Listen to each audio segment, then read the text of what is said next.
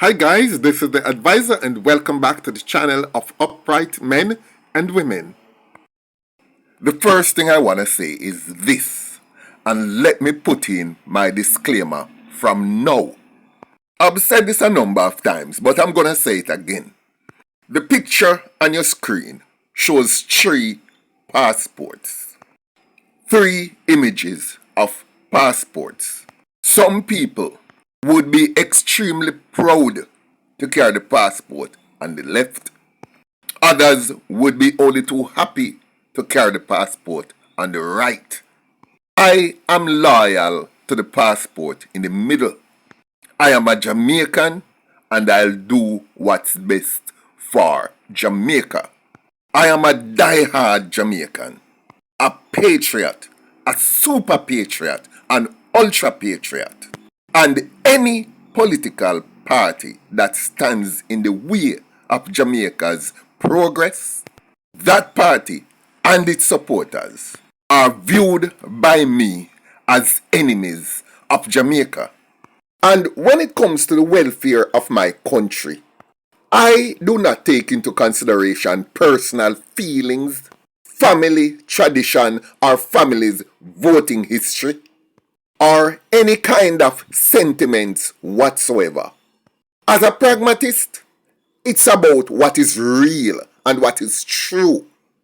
So, now that I've gotten that out of the way, for the very first time in your life, the question that everybody might have been asking, but nobody had ever thought of the answer. Well, today, right now, sit down, cock up your foot, get pencil and paper if you need to, and immerse yourself in these truths. Because if you indulge me for the next maybe 18-20 minutes or so, your level of political intelligence will have increased at least tenfold. The question is, if the PNP had done such a poor job since coming into office in 1989, then how did they manage to actually win 4 consecutive general elections? Well, now you're going to hear the reasons. And here is where I'm going to put out a challenge. If anything that I am about to say pertaining to both the PNP and JLP turns out to be false in terms of how their stewardships have affected the country, then please come into the comment section, state exactly what I said which was wrong, provide a rational counter-argument, and if you are correct, I would be only too happy to make the correction known in a subsequent video on this channel. Now, let's get into it. Some people say the PNP had done an extremely piss-poor job. And if that was so, how could the Jamaican people have been so stupid as to give them 4 consecutive terms in office?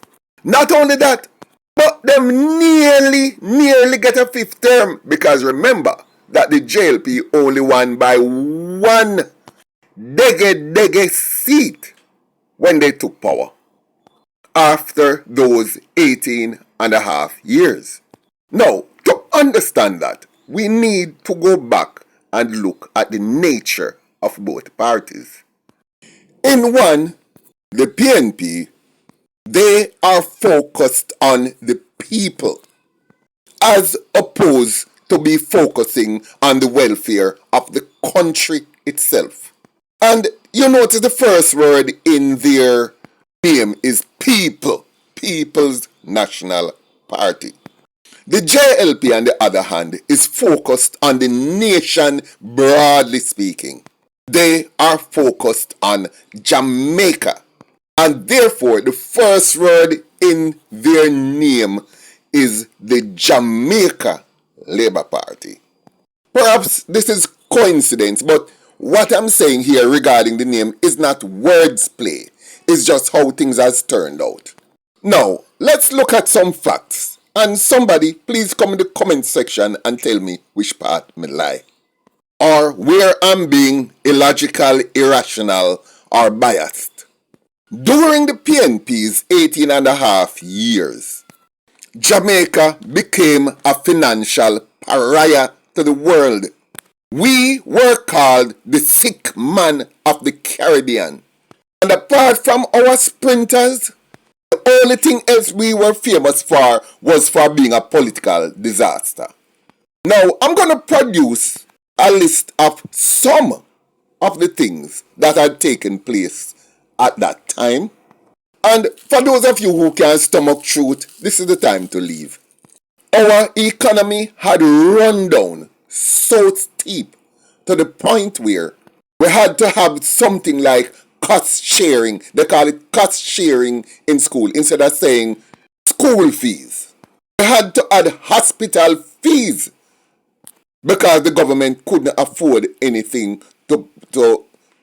couldn't afford to maintain our hospital system to offer proper health care. We sold off virtually all of Jamaica's assets. Most of our mining and bauxite industries were sold off. Alcan, Kirkvine, Alpart, Jamalco, and so on. And we went over into the sugar industry. We sold off Money Musk, Bernard Lodge, Froome, Worthy Park, Golden Grove, and so on. We sold Air Jamaica. We sold Jamaica Cement Company. We sold the Jamaica Public Service, our only light and power company. We sold our Air Jamaica landing slot at Heathrow Airport, a slot that we could have actually rented and earned money off it, but we sell it. I shouldn't say we sell it. Let us be frank, the PNP administration sell all of them something there. I know someone can't take the truth, because you see how you were grown and socialized and indoctrinated into a cult-like brain spasm. It is impossible to actually absorb these truths, but they are the truth. So, behind that background, let's ask again. How is it that the PNP, having run the country right into the ground, and did I mention FinSac? Yes, there was FinSac. 43,000 businesses closed down. The banking sector was ravaged. And we even sold our insurance companies and several banks. The country was on the brink of total collapse because nurses and doctors was getting like 2 or 3% every 2 or 3 years on their salaries. So then, behind that background, how is it that the PNP still got 4 consecutive terms and almost got a 5th term? For the first time, you're going to get an explanation. Like I said before, the PNP concentrated on people, individuals. They made sure that there were a set of voters whose life was totally intertwined with that of the party. And how did they do that? They gave specific people jobs. They ensured that people had jobs, the ones that would be and had to be totally loyal to them in order to survive. Not prosper, survive. And here's the thing. Any political party that is putting on your pot, regardless of how the country is becoming like a nuclear wasteland, the party that is putting on your pot is the party you're going to support. Them are put on your pot. And like some wise philosopher once said, all politics are local.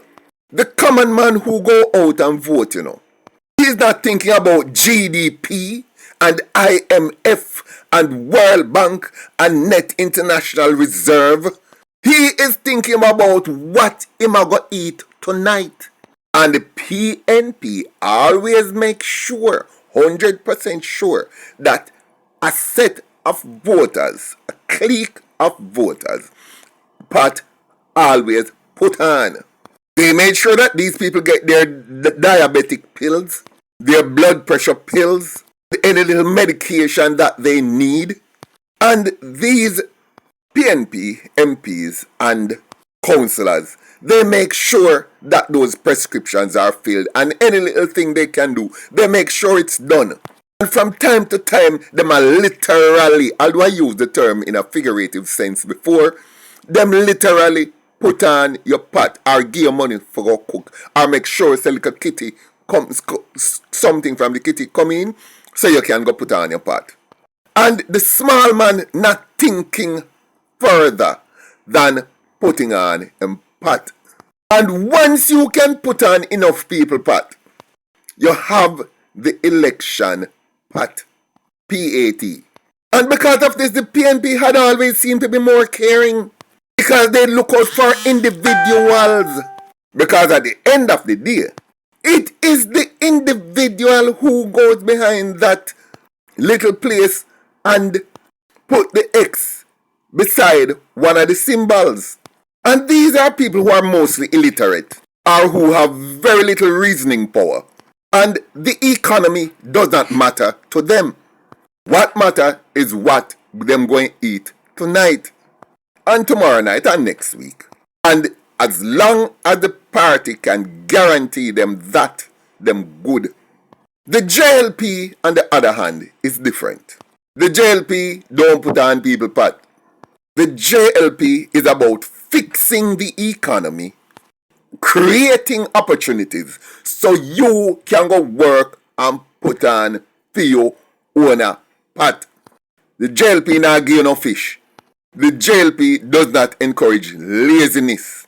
Them say, me I go fix the situation, make you have a clear set of opportunities, and you go there, go take advantage of those opportunities and become all that you can be. Therefore, the JLP does not ever concentrate on putting on a body part. They think up, they don't fix individuals. They don't care about individuals. They care about the country. In their view, once they fix the country, every person with ambition would automatically go look it for themselves and find it for themselves. I'm not going to put on your pot. Go out there, go get rich. Go out there, don't go put on your pot. Buy car, buy bus, buy plane, buy ship. Become all you can become. Me not tell you say I'm going to put on your pot for now 20 years. There is the conditions under which you can become all that you can be. Go out there and become it. Be innovative, be creative, be ambitious. Work hard.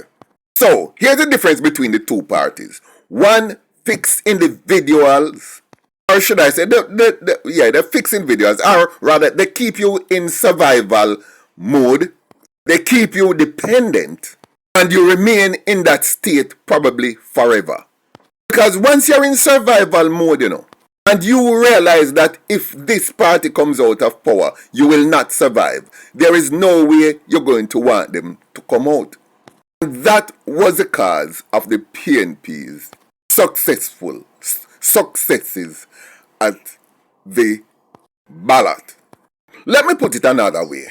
The PNP is simply, plainly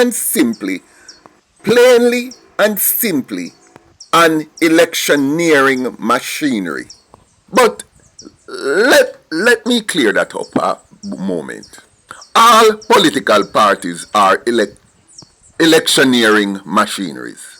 Because whether we want to believe it or not, the sole purpose of a political party is to win elections and come to power. That's it. Some of us might have looked at it different and said they are there to come fix country or what. No political party whatsoever comes in has a purpose of looking after people or fixing economies or looking after countries. That is not the purpose of any political party on earth. A political party is just a vehicle that is used to put you into government. Now the purpose of the government, when the party gets in, that is when that government, the onus is on that party at that time. After forming government, then they have a duty to look after the people in the country that elected them. So yes, there's a difference between a political party and a government. But here is the difference. When the PNP gets into office, it does not switch over into a mindset where it deals with national issues. It remains as an electioneering machinery, and its sole purpose after coming into office and forming government is to see how much of its supporters it can cause their pots not to be empty, therefore guarantee them votes for the next election to come. So all they do is spend. When they should have been focused on the economy of the country, they focus on simply offering political largesse, as LARGESSE, to their supporters and to every machinery that can keep them into office at the upcoming election years down the line. They didn't feel that they needed to fix the country in order to win, because fixing the country did not matter, because that was not what they were there for. They are there to fix individuals who can then fix the X beside the head. And it was very successful for the party, but it was a disaster for the country. And their entire efforts at the helm of the country's leadership, everything was focused on electioneering. Forming groups, forming all kind of committees, packing them with comrades, putting party loyalists in all key areas. And they spent the next 5 years in government. When winning, after winning, they started the electioneering from there, rigging things in place with all the loyalists, feed who them for feed. And they do it all on borrowed money, because they were not about fixing economy. They were simply about maintaining power. And if they could maintain power without having to fix the country or bring any sort of progress to the country, that is something obviously they were quite happy to do. And that's what they did.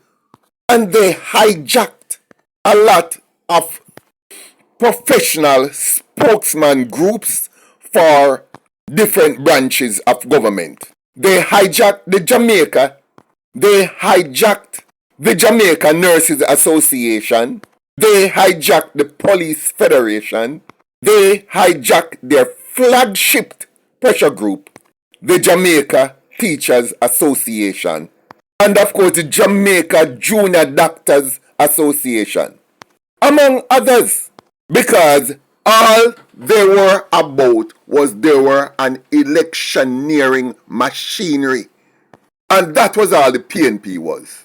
And to prove it, we need to look no further than when Omar Davis come out plainly and said, I think it's immediately after their third win, and he said he knew that he was making some wrong financial decisions, but everything he did it because he had an election to win.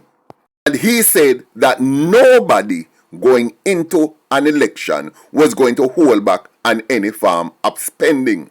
So everything me do, me know me shouldn't do it, but me just run with it still. Me know me shouldn't do that, and me just run with it still. And me say run with it still. And he fucked up the economy 10 times worse than it was, just so he could paint a pretty picture and win an election. Because when he confessed that, he went on to say, listen, Now that we reach, make we see if we can fix it. But it couldn't be fixed again. It led to Finsack and 43,000 businesses closed down and people lose them house and man commit suicide with them firearm after everything they have worked for went up in smoke to two of their cahoots in Bunting and Golding. Anyway, this story will have to continue with a part 2 because I need to say what the JLP did when they took power and to compare how the country had been then and what it is today. Wait for part 2 coming up.